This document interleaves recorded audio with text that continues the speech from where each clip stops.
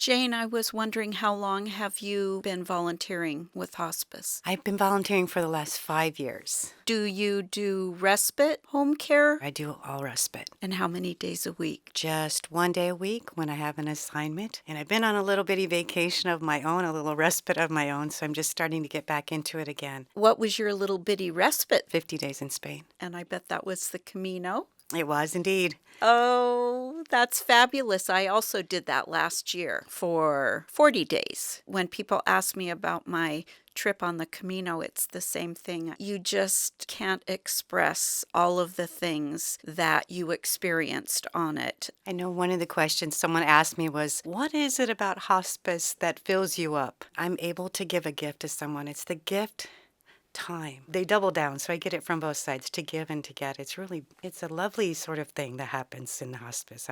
Volunteering, I really like it.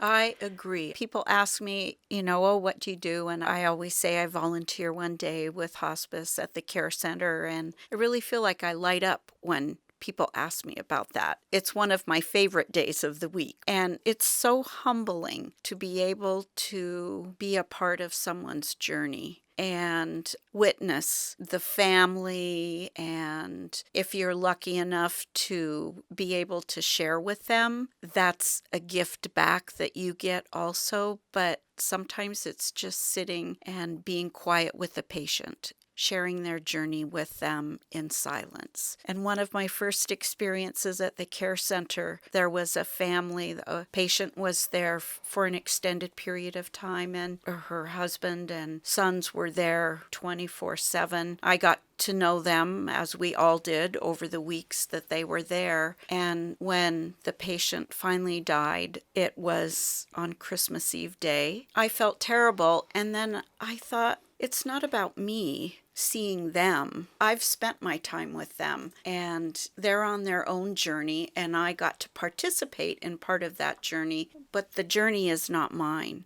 So how about you? Do you have some memories? I have quite a few favorites. This one was my longest assignment. It was an assignment that was on Tuesdays and Thursdays for a year. Wow. And this was a husband who was caring for his wife. The patient and I had this great 2 hours twice a week. So what we would do is we would sit in front of the sliding glass patio door and look out into the backyard. And her husband had put these little flowers in clay pots, and then he had always remembered to fill up the hummingbird feeder. And also he did something else very lovely. He made a compilation of music from the 40s, 50s, and 60s of her favorite songs, swing and show tunes.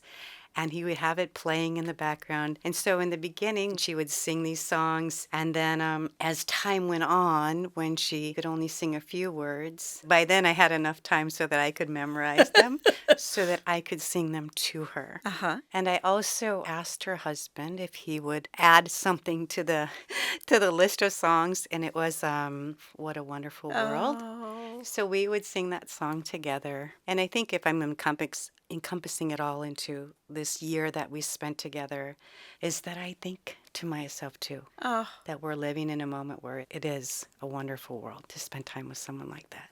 So That makes me cry.